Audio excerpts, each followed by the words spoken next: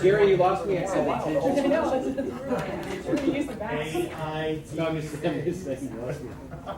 All right, everyone, why don't we get started? Thank you all for coming.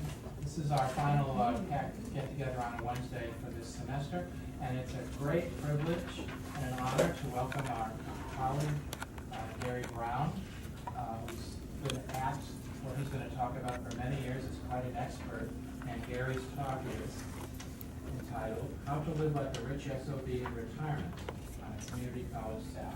Gary? Oh, thanks, Ron. I appreciate that.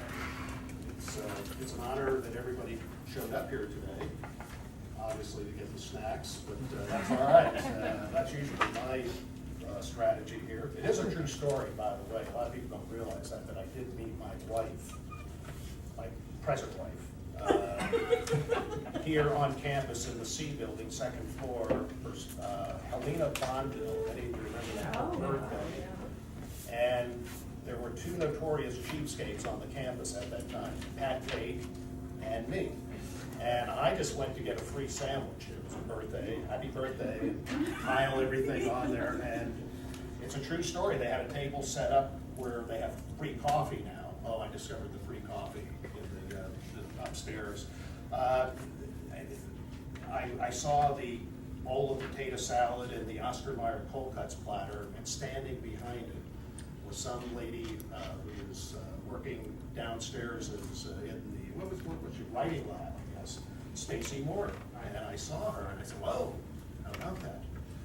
And it took about 6 months, one date, several inexpensive dinners to and movies, and the rest is history, as you see right here. The rest is history, as you see. So, not that I look at my family as any kind of a tax break, but I know all of you right now. I was obsessing looking at my Charles Schwab account this afternoon and watching Comcast, the bottom falling out, and now it seems to be coming back, as apparently perhaps the Senate was favorable to the Comcast, whatever it was, Time Warner Cable merger, and that's good news for Comcast shareholders, including yours truly.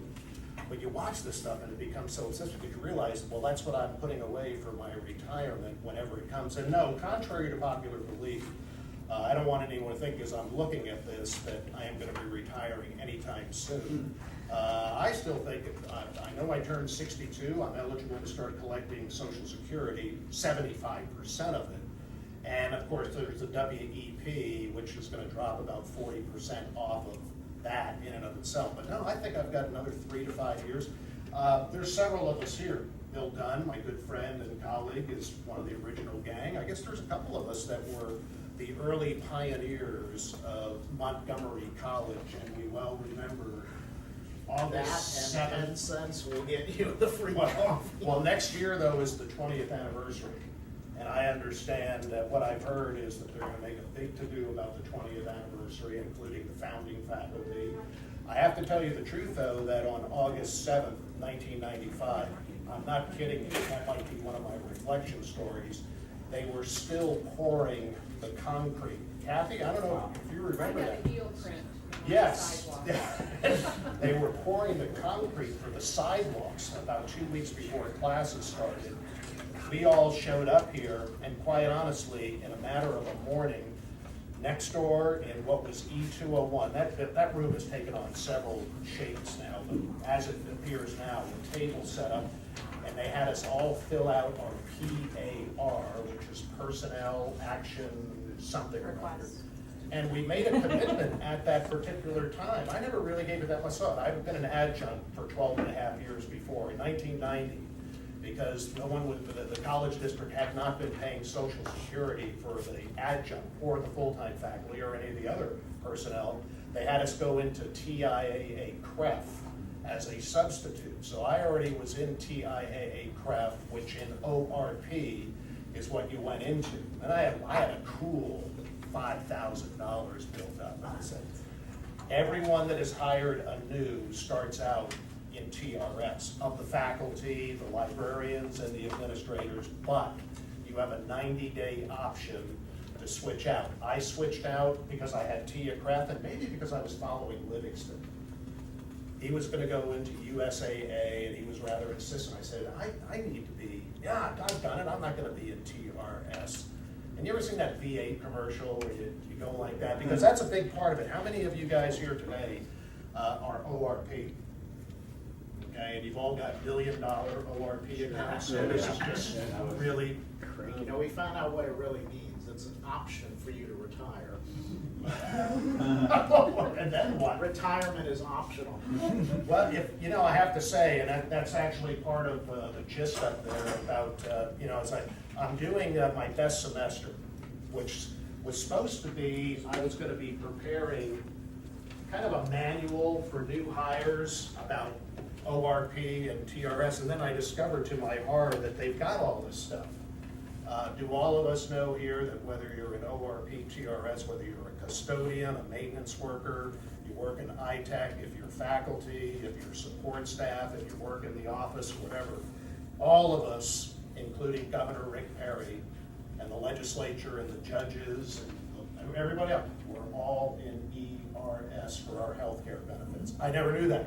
I thought it was provided through OR. No. I wanted to check out, because I have to say, oh, and by the way, there's a really cool, I've got my copy, but they have them downstairs in Human Resources. Those poor ladies, those two ladies down there are so sick of seeing me. They've been very friendly, very helpful about giving me information for this, as well as my best semester. And this is the overview about TRS and ORP. And here's the more stuff about ORP. They have a thing called the pre-retirement package, when any of you happen to get that far. They didn't have this at the time, and I was talking about it with Habib right before we got this thing going. They have expanded the list of vendors for your TDA as well as your ORP. With us before, in 1995, and again, this was a decision I made in one morning. And to tell you the truth, they were already jumping on our throats about getting our syllabi ready for our classes and all this other stuff.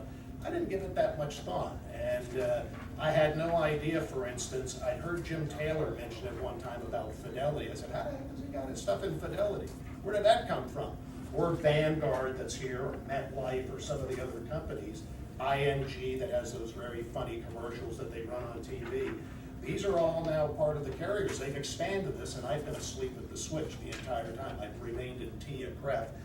Anyone else of you in TIA-CREF here? Am I the last World War I soldier here? So you're, TIA-CREF, TIA is basically the fixed asset account. It's like an annuity that guarantees, even if the stock market falls through the floor, you're still going to get a guaranteed 3%. And then the CREF is the stock market portion. And quite honestly, I used to go 50-50, 50 TIA, 50 CREF. And then I don't know what happened after that. I don't know. I'm 100% in TIA, have been for several years. By the way, they have a really good ERS booklet about the healthcare, and I'll get to that in just a little bit. I have to say right off the bat, I was writing this, and it's just going to be almost like a Supreme Court justice opinion or whatever. I would say ORP or TRS. If I had to do it all over again in 1995, I probably would have gone TRS. Reason why: you take, and I'm sure most of you know it, but just if you don't, you take 2.3, multiply it times the number of years of service full-time, including that 90 days of another year. Maybe you decide you want to leave in March or something, but the idea is to hang in there. I think Vivian Callias-Jones, she retired on May 15th, as I remember this past year. But if you want to hang in through the summer and get your 12 months of pay or whatever it would be, you still get the 90 days. That's an extra year. So you think about 2.3, and in my case, if it's 22 years, if it's 25 years, that would be about 55, 60% of the salary. I have to give you my numbers. I'm not going to, if you want to go to the Texas Tribune, which is an offshoot of the New York Times, you can find out what my big salary is, and everybody here. I do that at 3 o'clock in the morning, by the way. Right there. Devoli. All right. Hey, if you didn't know that, if all you have to do is data, and then you have to answer some goofball question about are you a male or a female, and it allows you to get into the thing, and you can go to town to see what everybody's making. You know who the highest paid Texas employee is? Yes. Matt Brown. $5.2 million, 5.266, but who's counting? Yeah, but there he is listed up at the top of the food chain right there, if you wanted to look that up. If He's a coach for UT. yeah, the UT, well, soon to be former UT football coach, okay? But I have to look at it that upon retirement, and of course they have the different, it's like an annuity. It would be about 45 or 50,000 if I hung in there for that much, and comparably by ORP, I would have all of the funds pulled out in a matter of just a few years to be comparable. But, you know, as my dad used to tell me, as a kid growing up, he used to just call me stupid and moron and idiot and things like that. But as I got older and he got older, he'd know that, son, you zigged when you should have zagged. His famous words. I say that to students now, and they're always ask me, how come I did so poor on the test? You zigged when you should have zagged. But the thing is, the TRS is not a bad program. Matter of fact, I took the whole TRS. I drink coffee on Saturday morning. Mark, by the way, I don't buy it at Starbucks. It's too expensive. I was round bagging my coffee from home, you know, just to let you know. Maxwell House, I own stock in the company, Kraft Food Group, want to let you know. I brought our retirement package to show to the Exxon guys, to the Chevron guy that's with us. There's a guy from Marathon Oil. There's a lawyer. There's a couple of insurance guys, a couple of realtors. By the way, we have a pool for lotto picks. In the Texas Mega Millions contest a few weeks ago, we missed the 350 million jackpot by one ball. One ball, 350 million, where we would have each had anywhere from 5 to 8 million. As it turned out, we got 5,000 split 12 ways. I'm still waiting for the check in the mail, but it's still, but okay, I showed him, I said, well, first of all, ExxonMobil and Chevron, it's not 2.3, it's 1.6. Now, maybe they pay their petroleum engineers and whatever else a bigger salary than we receive. That is true, but our TRS deal is pretty good as it goes. But the question gets to be, if you've been reading about it, and that's where we go into this into the packet right now. Here's Bill King only a few weeks ago in the Houston Chronicle talking, I'm on, I guess, the third page here. Bill King talking about the problems of the city of Houston's pension plans. You're reading about this, whether it's Stockton, California, Detroit, declaring bankruptcy, which a federal judge has now allowed them to get out of their pension obligations to their employees. And here's, beyond Bill King saying that, here's Warren Buffett. When Warren Buffett, by the way, if I see an 83-year-old guy who's worth $40 billion and he eats a banana, well, I'm gonna eat a banana too. So what Warren Buffett does, when he says, I listen, okay? And so when he's saying that in the next 10 years, there's gonna be a lot of yelling and screaming about public pension plans, state and local level, okay, that gets my attention because this guy obviously has an interest in it. Well, they used to have an insurance company that would insure municipal bonds. So he's well familiar with the territory. He's not in that business anymore, by the way. But you see the other, and I went to, by the way, who's TRS here? Okay, you're still good. My wife is in it for 7 years credit. She wanted to cash it in. I said, no, don't do that, don't do that. Anyone that would ever either start drawing out of any money that you put away for pension, that's a foolish thing to do. For one thing, we have a lawyer here who might be able to back me up on this, but if you're ever involved in a lawsuit and you end up having to owe mega millions of dollars for a car accident, or I'm a mud board director, and if our chlorine tank ever exploded and wiped out a neighborhood, and we're only bonded up to $3 million insurance coverage, they can't touch your pension money, your IRAs, and so in other words, I leave it alone. That's going to be in the family for inheritance. But I went to this one website here. Now let's see if I can get this one going. Well, no, let's see. All right. Well, matter of fact, this is if you put $10,000 in the stock market 5 years ago. If you'll turn that one where it says "Pandemic of Pension Woes is Plaguing the Nation," CNBC. There was a video with it that was okay, well and fine, but if you go to about the 6th page, It has a really cool map of the United States in each of the 50 states. And there's a little circle that you can click on. And when I clicked on Texas, and I wrote it out, you can see it in my scrawlings right there. The two really big pension funds for public employees. By the way, ERS, the Texas Employee Retirement System, are the people that work in Austin, that are in the governor's office or one of the state agencies, and they write emails and type letters and drink a lot of coffee and ride the elevator in the building up and down and fill up 8 hours of a day or whatever it is that they do.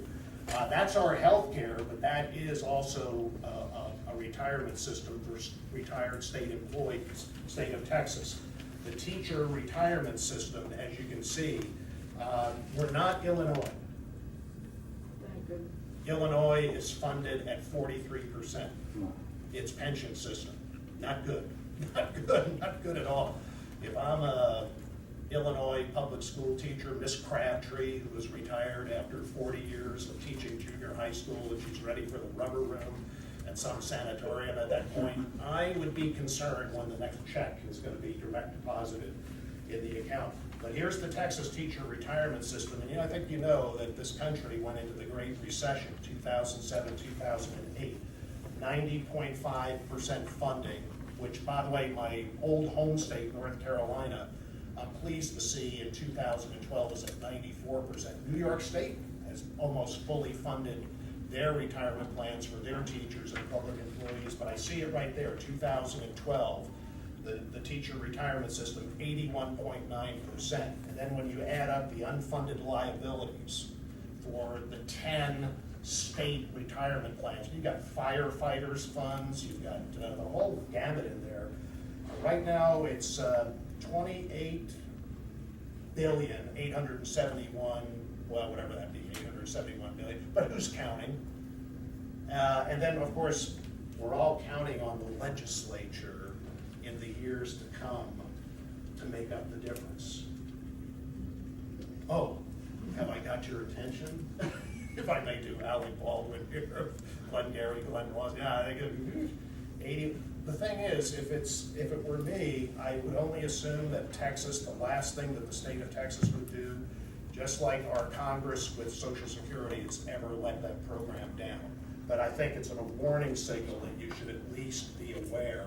Now, on the next page after that, by the way, he pops up on CNBC frequently, Steve LeBlanc. Now, he ran TRS for 4 years, 2008, 2012.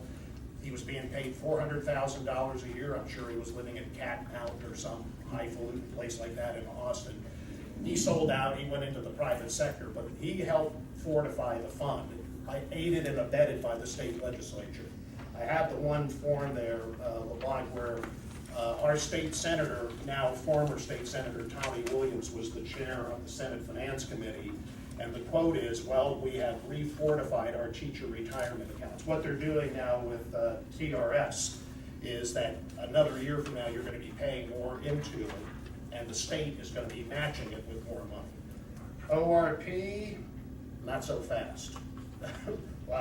We're paying the 6.65% out of our check, but they're only matching it by 6.0, but you can see that next year there's going to be more state money coming. By the way, one of his last quotes while he was senator was, well, we fixed the state retirement system. In 2015, we're going to deal with health care. Okay, get nervous, by the way, because I'll get into that issue a little bit later. ORP versus TRS. Craig Livingston and I talk about it frequently. When you're in ORP, you own your own money. Some of those Exxon guys tell me that when they retire, they cash out their entire pension system and whatever is in the thrift plan, which would be the equivalent of our TDA. I don't know, maybe they feel like Exxon's gonna stick it to them somewhere down the road. We all saw what happened with Enron. My next door neighbor is a former Enron employee now working for Shell. And he said when Enron went under, he had all of his retirement money in their retirement plan as well as the thrift plan, and he lost everything. And he said, I'll never do that. I said, Shell is a great stock. I have stock with Shell. He says, nuh-uh, burn me once, fine. Burn me a second time, no good. I still have confidence in TRS years from now, and I'm not trying to bring concern to everybody. I want you to get willies on the way out or anywhere else and start drinking heavily, but just to bring it to your attention. Now, I don't have the data for 2013, 2014, but what I've read most recently, that instead of it being 112 billion, it's now up to 124 billion, because as you all know, last year was a very good year in the stock market. The thing is, instead of the traditional 60%, 40% funding formula, 60% stocks and 40% in bonds that a lot of public pension systems follow, TRS and Steve LeBlanc, the reason I had his thing in there, he was on CNBC and he's saying, we're not so much into that 60-40 formula anymore, we're turning instead to private equity. Okay, private equity, you mean companies like Blackstone Group and Carlyle Group and KKR, these sound familiar to any of you, private equity, which in turn sometimes will come in and rehab a company and then spit it out as a new product. I invested in one of theirs, Pinnacle Foods, Duncan Hines and Birdseye and Hungry Man. I appreciate you buy those products because I own the stock of the company, thank you very much. But nonetheless, also real estate. And if any of you remember the problems with our economy about 5 years ago, it started with real estate. Remember those bundled, what did they call them, collateralized debt obligations, CDOs, that were triple A rated, that were basically foreclosures waiting to happen. So anytime I see investments in real estate as part of the pension system, I get nervous, but if you live in the Woodlands, everybody's putting their house up for sale and getting an extra 100,000 more than what they thought for it. But this is a little island oasis. This is not real. This is a virtual society from what goes on elsewhere. All right? I know John and me, I know Mark. How many of you are Social Security, how should I say, vested, which means 10 full years of having paid into Social Security, and that's 40 quarters, so we've got a few. Could that be at any level, like even when you were doing a minimum wage job when you were a kid? I mean, If it didn't add up to what would constitute a certain minimum amount. I put in my earnings history, by the way, not to impress. I should be embarrassed by these numbers. But windfall elimination provision, some of you might recall about 7 or 8 years ago, we were all bouncing off of the wall when we found out about this. Congressman Brady is on the House Ways and Means Committee, and I think he heads up the Social Security Subcommittee. And you know, he was getting the American Federation of Teachers Union was, you know, sort of raking him over the coals and whatever else. But the WEP still stands, and you can see on the second page, I printed it out, that a schmo like me with 18 full years expect a 40% drop. Now, John is 100%er, but I've heard this from George Cooper, our adjunct, who retired last year and went on the Social Security. You don't get the full 100%, but you get 90%, whether there's a WEP or not. Where the WEP comes from, because in 1995, I stopped paying into Social Security on a full-time basis. We don't have it here. Now I have a little side work, textbook royalties and being a MUD board director, a couple of $1,000s a year, chump change. That doesn't count toward serving as a full quarter. But if you can see my checkered work history, they have a calculator now for any of us that want to check this out, where you can punch in your numbers. Every couple of years you're going to get a statement from Social Security. I haven't gotten mine actually for about 4 years, but you have to request it now, and they'll send it to you, and you'll see, you know, go back, I punched in my date of birth, George Washington's birthday, 1952, that's on the second page of the calculator. Okay, let's say I make it to 66 years old. I may keep going. I may become the Strom Thurmond of faculty here and go, I'm gonna outlive y'all! Be 100 years old, wheeling myself in every single day. Back in the day, I don't want to hear that. Non-covered pension amount. I just figured out with my ORP, if I pull out $1,500 a month, $18,000 a year. I know that sounds kind of low, and it is low. I could be more, be perfectly honest. But if I just have that as a ballpark figure, you can see how I punched in my numbers. Yep, you know, if I make it to 2021, I'll be like a baseball player that played in 4 different decades. There's a few of them. Tim McCarver, Rick Dempsey.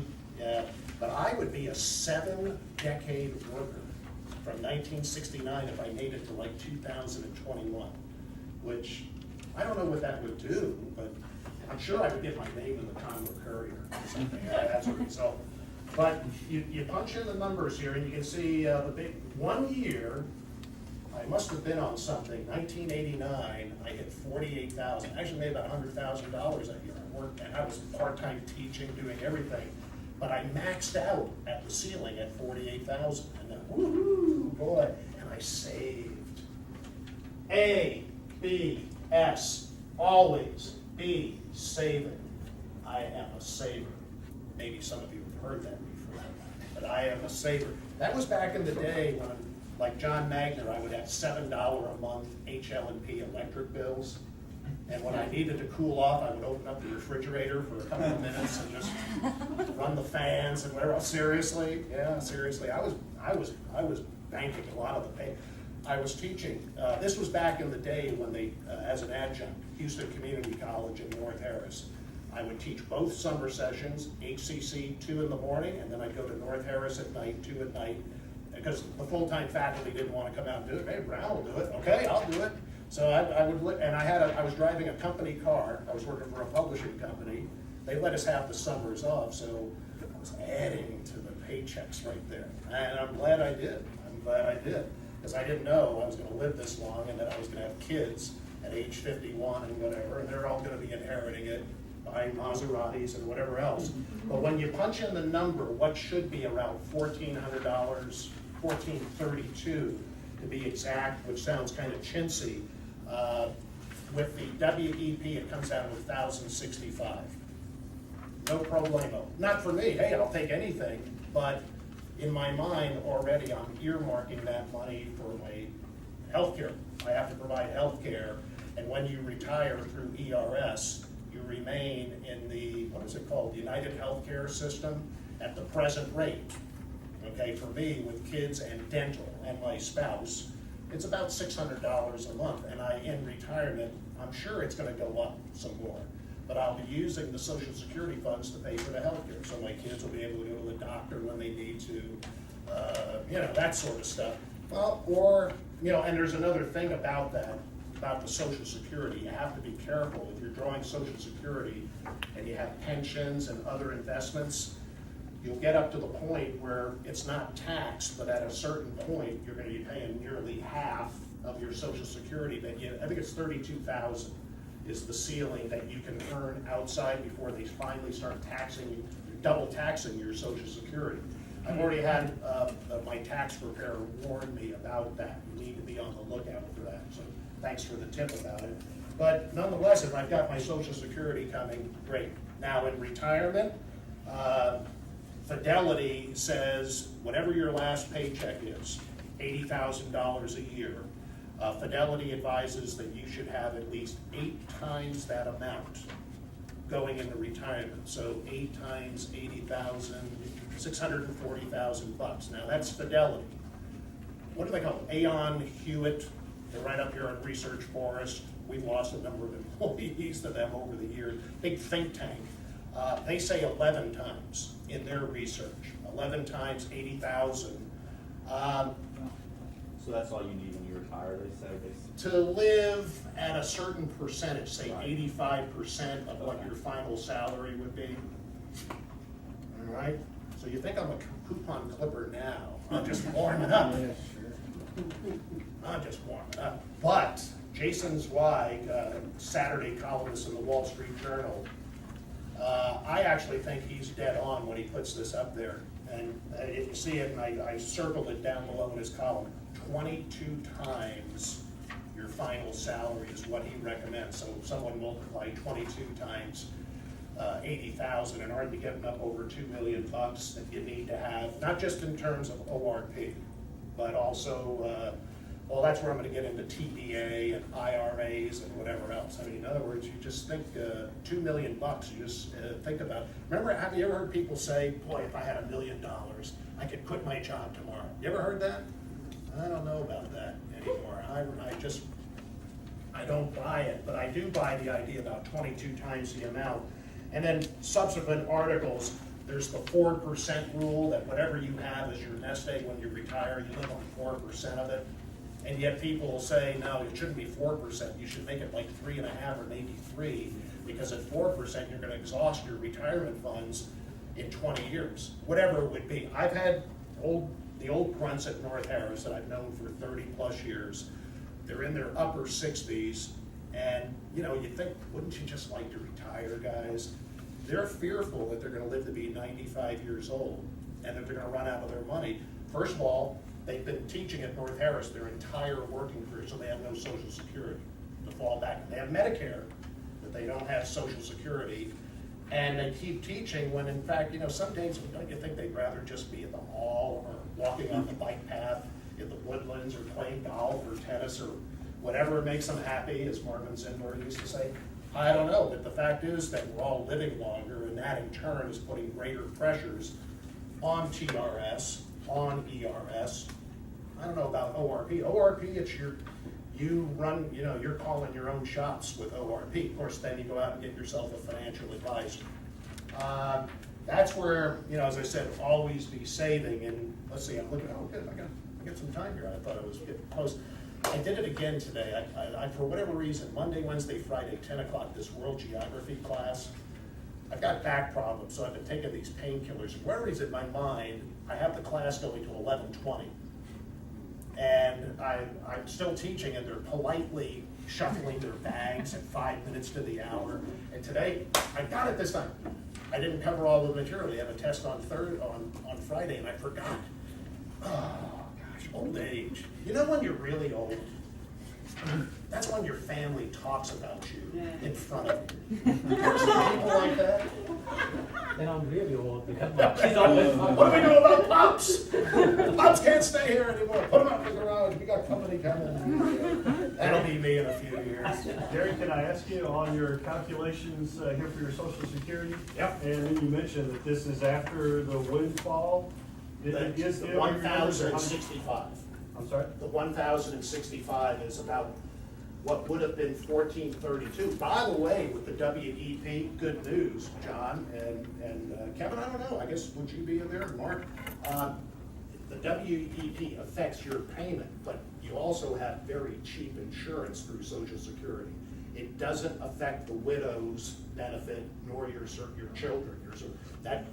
We get the full, according to what I read, the full family coverage if I expire ahead of my time, $2,562. There's not an insurance program you can buy that cheap, term life or otherwise. So yeah, that affects the payment, the monthly payment, but you know, assuming you're no longer around, that doesn't affect the widow or surviving children, which is good to know. By the way, about Social Security, again, that WEP, if you retire at 66, if you hold off till age 70, for every year you wait, if you retire at 62, you get 75% of the, if you wait till 66, you get 100%.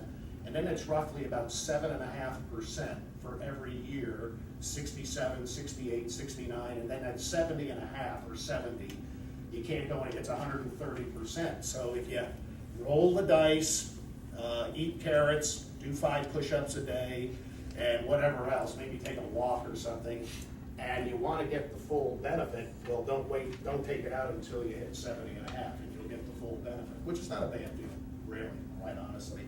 You know, I think about it, should I feel guilty that I haven't paid into Social Security since 1995 on a full-time basis? I did for 18 years. Nobody ever asked me if I wanted to be in it, but I just paid into it. Should I feel guilty that I haven't paid into it, and yet I'm still getting a big check? Nah. I earned that windfall right there. That's mine.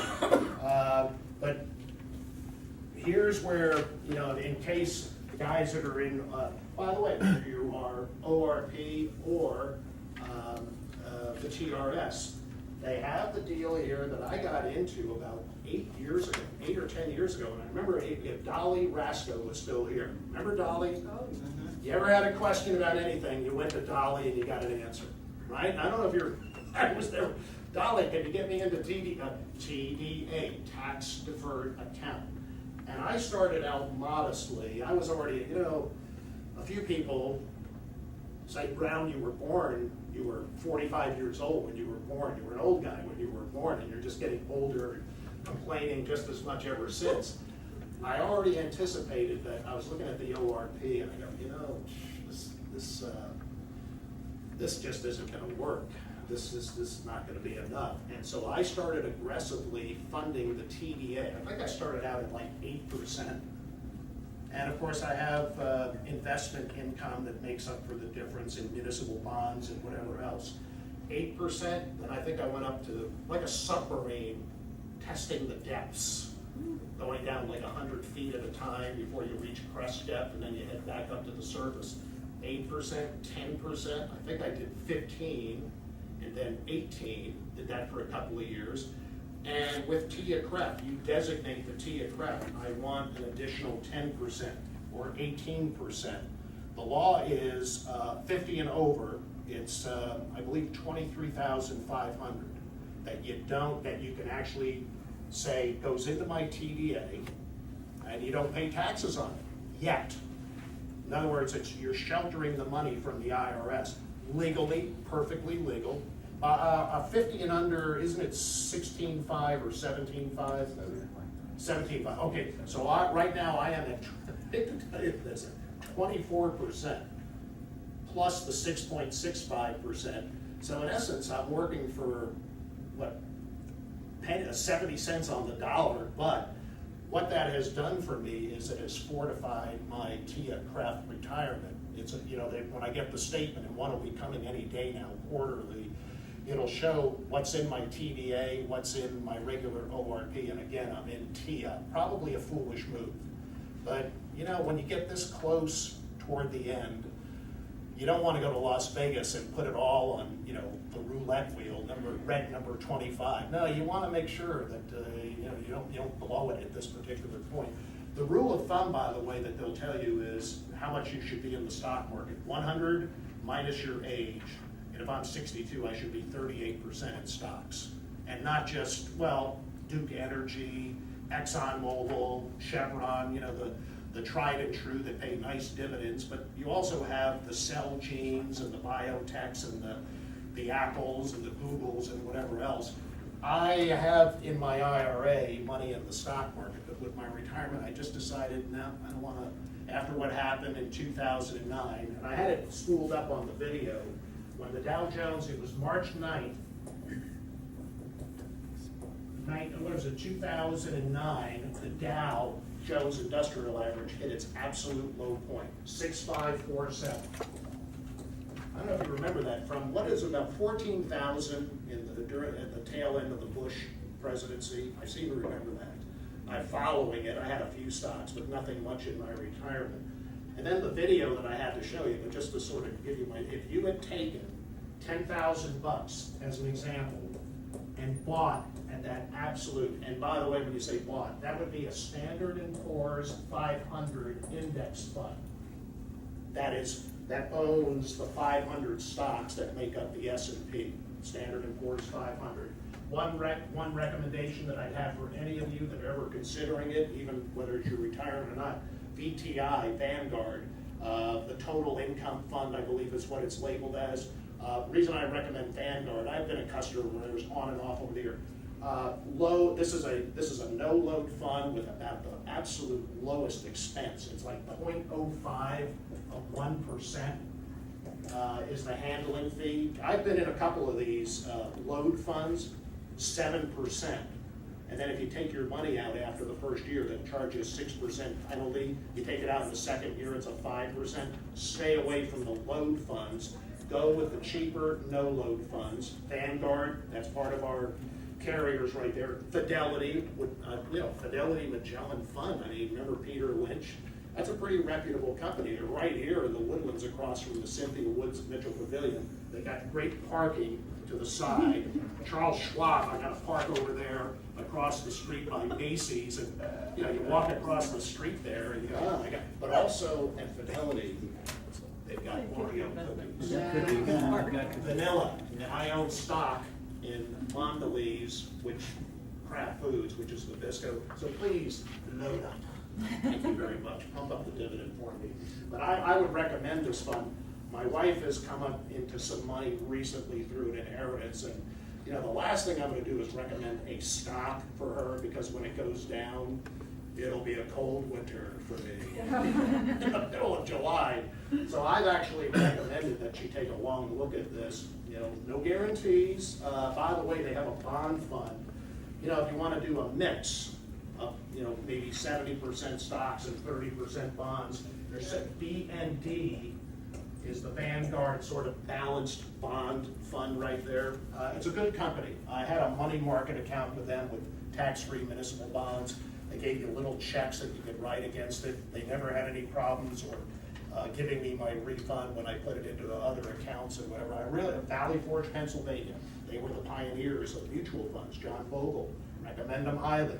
But the thing is about the TDA, you ought to give serious consideration to it.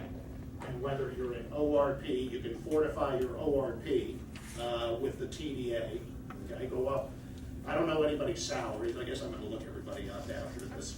I'm sure out of curiosity I will. But you know, the thing is, I also recommend IRA.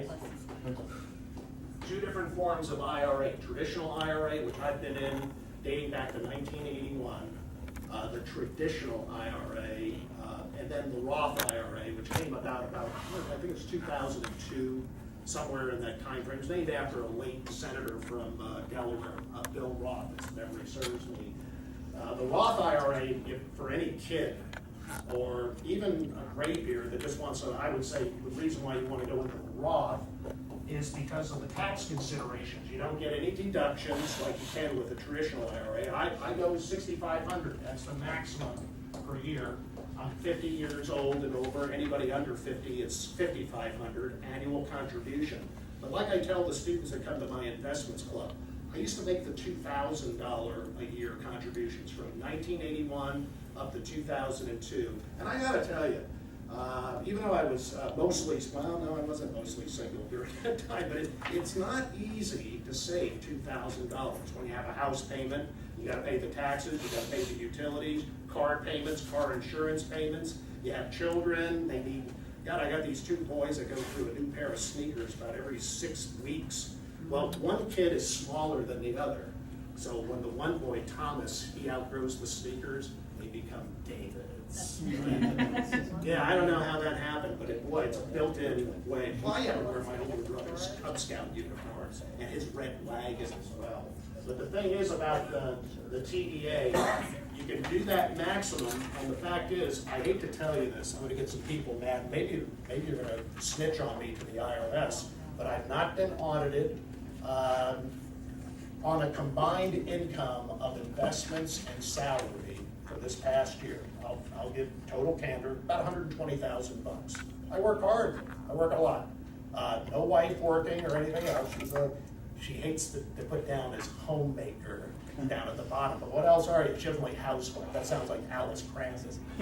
Homemaker, and I am college instructor, but she's a domestic engineer. She's a domestic engineer. All right. Come on now. The total bill that I paid to the IRS was 0.06 of 1%. It's about $870 of that 120,000. How did I do that? The TDA, the 6.65%, which we all have to do, whether you're an ORP or TRS. The IRA, if you make under a certain limit, I think it's 112,000 for those filing jointly, I get to deduct the entire 6,500 bucks. You saw it on the second page there, each kid. I gotta go out and get some more. Maybe I can adopt some kids from Central America. I don't know. You got an extra bedroom right there. $1,000 per child tax credit. Okay? It begins to add up. Plus the standard deductions, which I think is now 13,000. I didn't really even look at the numbers. I just signed it, sent it in for a refund, believe it or not. But why should I give the federal government all my money? I need it now because I'm saving actively toward an eventual retirement. And so these instruments, the TDA, the IRA, now the traditional IRA, I stayed in the traditional IRA, and I don't think anybody's thinking about leaving here anytime soon, but I work for a couple of publishing companies, no longer among the living, by the way, where we had the 401k retirement. We didn't have pensions. TRS is a pension, okay, in case you didn't know it. ORP is like the 401k. You take money out, the employer matches it. Same thing with the publishing companies. When I left one publishing company to go work with another, did I want them to, leave behind my 401k money? No, you do the transfer or the rollover, I guess is, and I roll it over into my traditional IRA, and they don't take 20% out. You don't get penalized 20%. But when you have a Roth IRA, and I don't think anybody's thinking of leaving, but if ever happens, you don't have that rollover. You lose 20%. Uncle Sam has been giving you a free ride, and you can roll it over into a traditional IRA, but not the Roth IRA. And I learned that, trial and error. I've never had a course in investments or whatever else, but that was just trial. You ask questions of the human resources officer and say, hey, if I leave this money here, if I roll it over, oh yeah, you can do that. You won't have to pay the tax. Otherwise, you'll see it right there. You'll get the check, and it says minus 20%, and that's the way it goes. By the way, at 59 and a half, which I turned a few years ago, that's when you can start taking money out of your IRA at 59 and a half.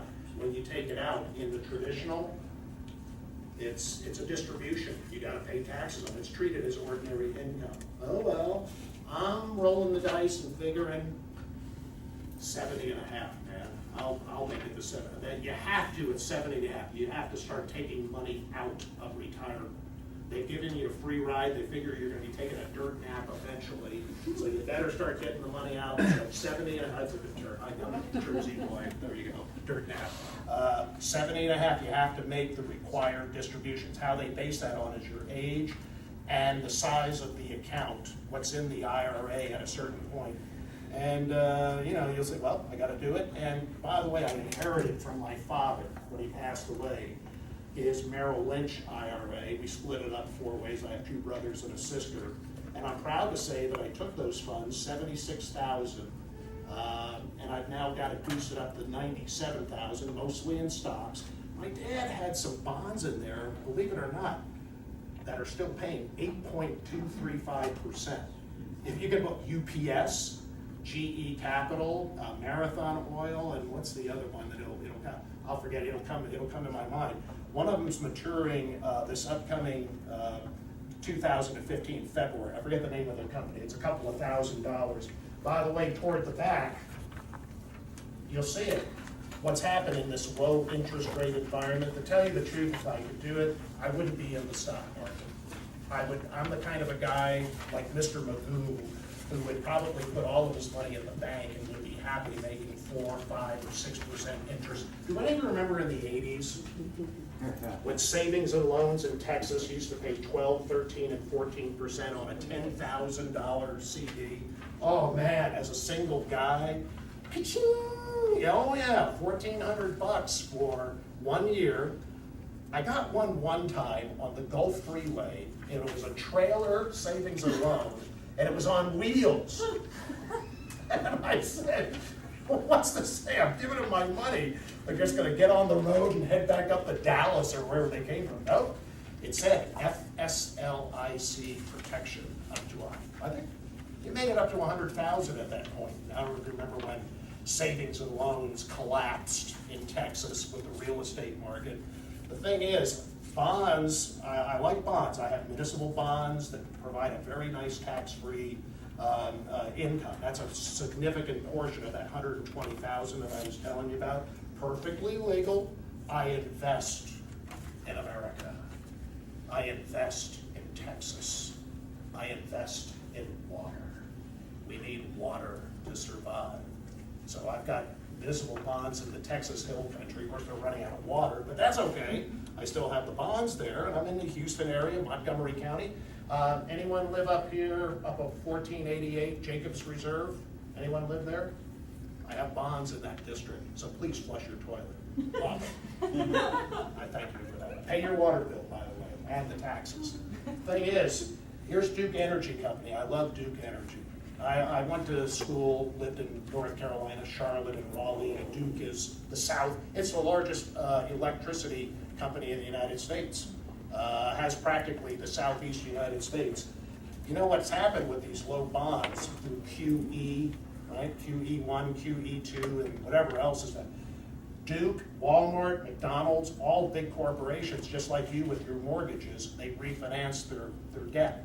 So here's Duke offering bondholders a cool 1.51%. Well, no, it's not that, up to 1.51%. Woo-hoo!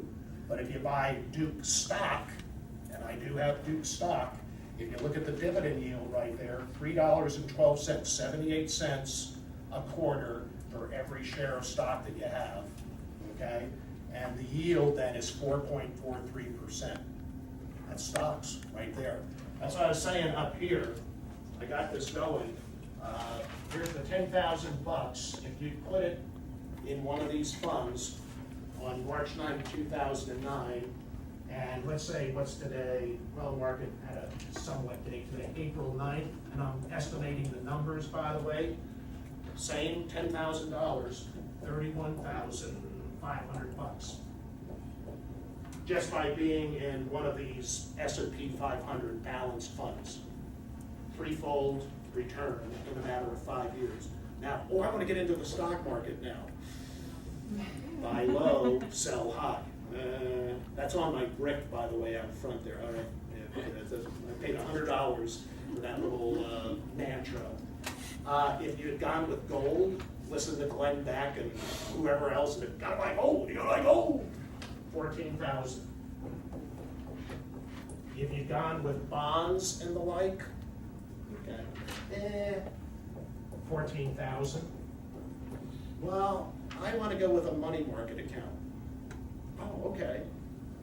Today, the 10,000 in a money market account, paying a cool Woodforest Bank 0.15%. 10,000, $26. Swear to God, that's up on one of the videos that, it's too late to run the thing right there.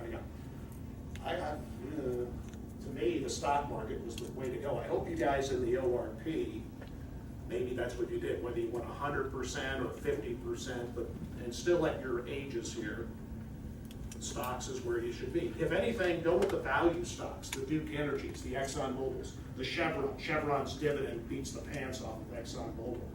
And I actually have more confidence in Chevron than Exxon Mobil. I'm a third generation Exxon brat, if you didn't know, but my father and grandfathers and the like. Even Entergy, boy did I blow it. I sold off my Energy shares at 63, paid a 5.3% dividend, not too shabby, to buy Duke Energy, and now Entergy's hit $71 a share in a matter of a month. It's the Brown factor at work. I buy high, I panic, I sell, and then it proceeds to go high, really high. Kroger got a negative report. I said, I like shopping at Kroger. These guys do $100 billion a year. They pay a lousy dividend, 1.6%. Bought Kroger 300 shares and bought 200 and at $41 a share. They got an analyst gave them a negative report, Credit Suisse, and I sold at 36 for a loss. Kroger hit 45 today. 2 months later. So in other words, maybe we should do like I do, like SpongeBob SquarePants, opposites day. Whatever Brown does, do the opposite and I'll make money. I ought to have a blog site. Here are my latest stock transactions. Oh God, he's going to lose money, no question. I'm going to do the opposite.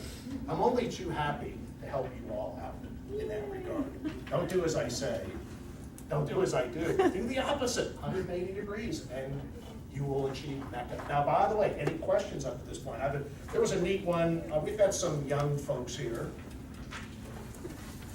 Here's the best way to manage your money in your 20s, 30s, and 40s, right? Well, in your 20s, develop your financial intelligence. Start an emergency fund. Do any of you guys ever old enough to remember Elliot Janaway? You need to have 6 months income in the bank. He was saying that back in the 70s. I tell my students today, you need to have 3 years income in the bank before you get situated in another job paying you when you got lift or downsized or they close the factory or whatever it might be. But I think, in this day and age, you got 45-year-old people living at home with mom and dad still. I ended up with my mom and dad for 3 weeks at 45. I was between marriages and a house, as memory serves me. My dad was watching me every move, shoveling peas on my fork. And when I left, bye, I'm going back. He ran off the invoice. Dad, there you go. Thank you, Dad. Appreciate that. Open up a retirement savings account. You know, to tell you the truth, I had great professors, undergraduate and graduate school. They never talked about IRAs. I didn't know. I saw a commercial on TV for a New York bank, and I said, oh, I didn't know you could open up an IRA. $1,500, that was the first one, 1981, then it went up to $2,000. By the way, to save $2,000, you have to save $175 a month. How many of you are capable? That means no pay-per-views for WWE, right? You just go over to some guy's house. Or what else do you do? What do I pick up pennies off of the ground? I bet students now, oh, there was a penny on the desk here, Mr. Brown. I found it. Here, you can have it. You guys, do we have any natural savers here? You do? I'm afraid to ask, what's your secret? I don't know, well, I'm single. Well, I mean, I'm engaged, but I'm not kids, so I guess it's not children, so I guess that helps a lot. Oh, kids, I was wondering how my two brothers and sister have no money when they got up into their 50s, and now I know why. Raising children will do it. But kids are great. Kids are great to have. Someone's got to push me in the wheelchair around. Dad, we're going to put you out in the sun today. That's great. By the way, another concern, I'm not going to deny it, long-term healthcare, long-term insurance. You know, the nursing home insurance, because here's what's, even if you're able to save the $2 million, I checked with my oldest brother, who's retired, but he sells insurance part-time. He has a child, by the way, 9 years old, adopted, a cute little girl, and Social Security gives him an extra $1,000 a month for her care. So by the way, ka-ching, those two boys right there, I gotta go out and adopt a couple of kids, just to add to the goodies right there. In case you didn't know, I asked him about that, you know, the insurance that you can buy for perhaps an eventual nursing homestay. It happens, it happened to both my mother and father. It's a sad part of the life when you get to the tail end, and it is murderously expensive. Double occupancy, $6,000 a month, not exaggerating. Now, the big concern about baby boomers is it's not gonna be heart disease or cancer that's gonna be our principal cause of death. We're all living into our 90s, Alzheimer's.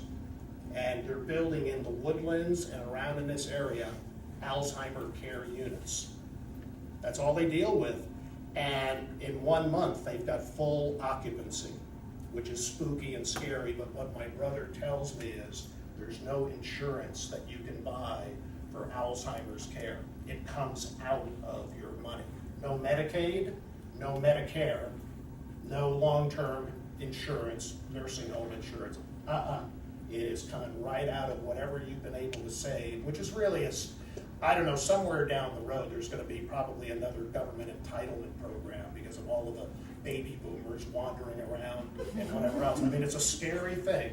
I think some of us know, you know, from at the college here just in the last month, a great tragedy that occurred about that. But there is no, it's money that's, and it's $8,000 a month.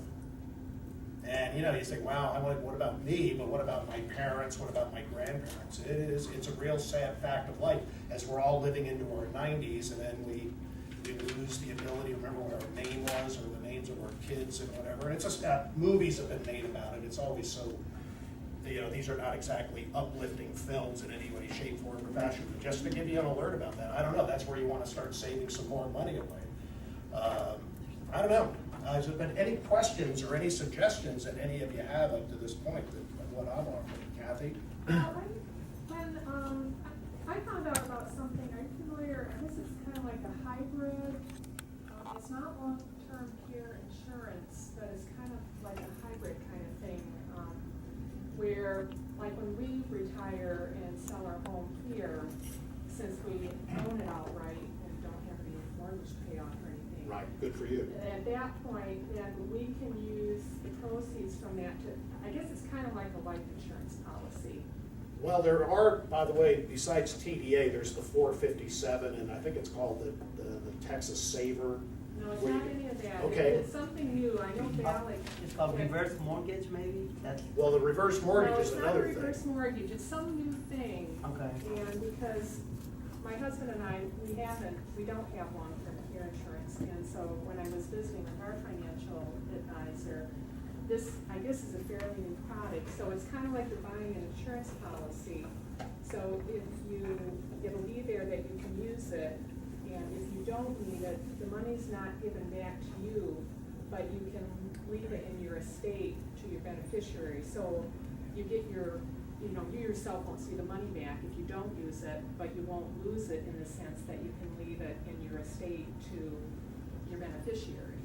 Yeah, because it's starting to come out now about the reverse mortgage. Next time I see Fred Thompson walking down the street and telling you, hey, here's a solution to your problem. And what they don't realize is that the survivors, you end up losing the house, in essence. By the way, as a blood board director, you know what's going on now as well too? When you turn 65 and over and you get the homestead exemption, we've got several seniors out of the 900 customers in the subdivision out on the west side of Harris County. They're not paying their taxes anymore because the Texas Constitution, the homestead exemption, you cannot be booted out of your property for non-payment of taxes. So they're just not paying their taxes. We got one family that's up to 4 years worth now, $4,000 of non-taxes. The thing is, when their children, we assume, sell the house, and have the title company the proceeds, when it's in a reverse mortgage, oftentimes the reverse mortgage has drained it down to practically nothing. Plus the children have to pay, eventually you gotta pay the tax man. And you assume it's just a mud district, well, what about the school district, what about the county and everything else that's there? And this is another, how would you call it, like a ticking time bomb facing either baby boomers or Gen Xers or even the millennials coming up behind their parents. So I don't know, Kathy, about if that would be a good deal, because the last thing you want to do, to me, quite honestly, is turn your house. Just like with that Texas Saver program, you're putting money away, tax deferred for savings. So if there's an emergency, you can tap into it without paying a penalty. Well, then why would you save it then? And why just put it in a regular account? To me, when you save money for your eventual retirement or, don't touch it. Think of it as like the family jewels, or just leave it alone. And when that time comes, when maybe perhaps you'll really need it. But it's so easy for me to say. And other people have such wacky things going on in their life. One of the suggestions in there, by the way, in retirement is get rid of your kids. Don't tell your kids, sayonara, get lost. I had my brother telling me about this 62-year-old man still living with his mother. He's basically homeless, otherwise 62 years old, and there he is. Anyway, they were trying to, she wanted to list her house for sale. My sister-in-law's a realtor down in FM 1960 area. She couldn't list the house because her son wouldn't go. And the guy's 62, still at home with mom. Hello, well, what possible circumstance could have happened? Well, it happens to people, Wouldn't you agree? Some of our students have some really crazy things happen in their life, and I just grin and bear it. Could be me. I was young once. I remember that. No, not really. Okay, so any other points being made? Any stock tips?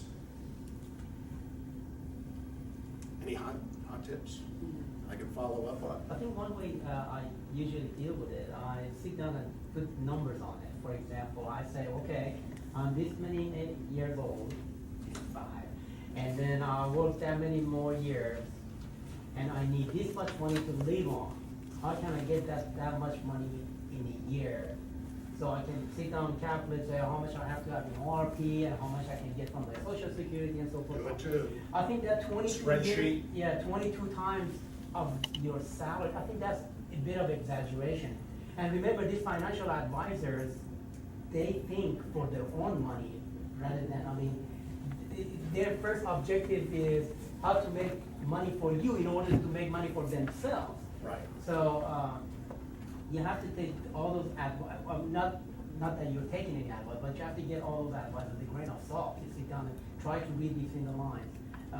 If you turn to a company, a full-service broker company like Merrill Lynch, as a trust, they'll charge you a 1% fee, and you start thinking about this, is this guy really doing? And then when they do a stock trade, $75 a stock trade, I'm not exaggerating. Charles Schwab, Fidelity, let's see, TD Ameritrade, Scottrade, the cute little one with the babies, E-Trade, $6 a trade, $7 a trade. Learn to do it yourself. You don't need to pay this guy. I always tell the students, beware of the guys who drive the BMWs, who wear the really expensive suits, who work at Market Street, because you're supporting their lifestyle. They're making money, but they're living high on the hog. And are they necessarily working in your interest? That's why I think I'd even be willing to give up the world geography class. I'm on film right here. If they replaced it as a standard course, every student has to take a course in personal finance instead of it having as an optional class or as a, what do they call it, extra, whatever they call it. Elective class, yeah. I never had one. I sold textbooks that were personal finance. I may have occasionally thumb through the pages. For me, it's all been, like I said, school of hard knocks, trial and error, mostly error, but I learned you put your finger on a hot stove, don't put your finger back on the hot stove a second time. So, by the way, if I have it here,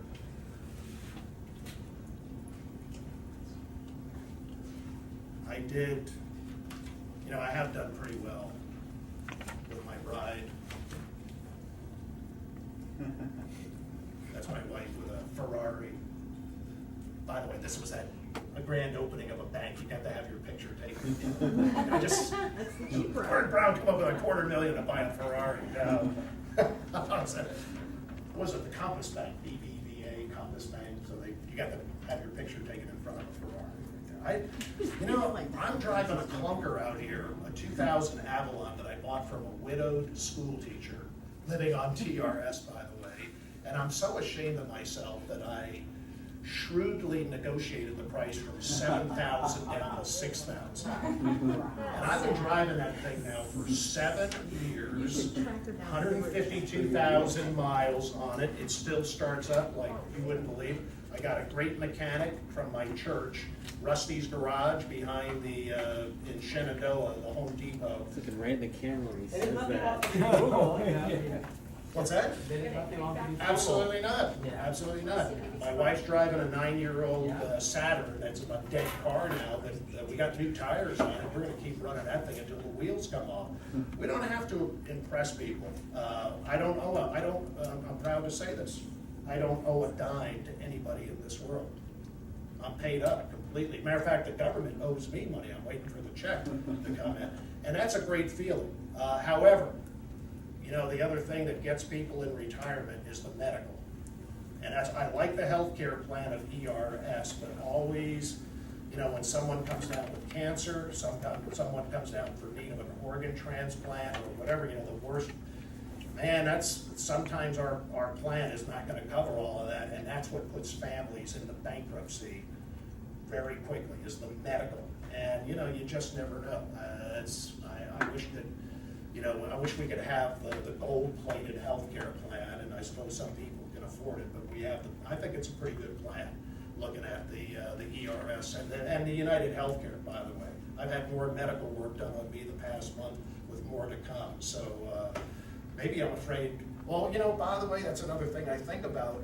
The state of Texas, you got the big Tea Party influence wanting to save dollars. Why don't we have this United Healthcare plan for not only our present workers, but also the retirees? Why don't we put them in an Obamacare exchange? And don't think that it couldn't happen within the next 10 years.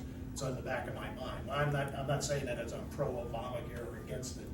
But if you're, if you're in a legislature, you're on a board of directors, and you're trying to winnow your cost for the bottom line, healthcare is what's killing small business in this country, but it's also governments as well too. So just to let you know, it could happen. How the heck do I know? I just can't imagine though that the legislature would say, let's do that.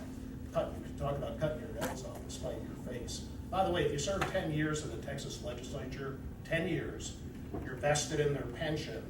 They're paid $7,200 a year, and yet they can start drawing $28,250 as a pension for the rest of their life.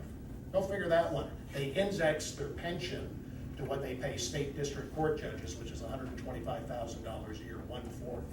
So they definitely have feathered their own nest, and I just can't imagine they're gonna cut their nose off to spite their face about healthcare. But it is a concern for not just us, but every other company, every other government in this country. Oh my God. You know, I like my healthcare plan, I like my doctor. Well, sorry, you can't afford it anymore. Every time you get the healthcare costs in this country going up double digits every year, something's gotta give somewhere down the road, so. Gary, you're talking about like, United on the ERS, but when you retire and you go Social Security, do you At still age pick anything up, 65, like- you go on the Medicare, and what I would do with United Healthcare, it becomes my supplement. So is it kind of like? Because Medicare only covers 80%, like so you TRICARE, wanna have, you would probably use Chevron's Aetna, or whatever it is. No, cheaper to go ERS. Okay. Yeah. When you use it as the supplement for the Well, things yeah, that. I mean, I can always back up to that plan, I mean, that's right, I can get into that anytime I want to, with some kind of event, like the event occurring, like I lose my insurance, I can go right into Chevron. It's a good deal. So I've got it. But Kevin, I'm sorry, I didn't interrupt you in mid-sentence. Well, so it picks up on some deductibles or higher numbers?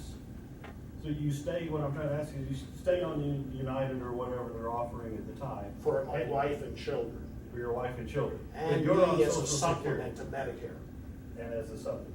They advise you in the book, by the way, whatever you do, don't turn it down, get into Medicare Part B.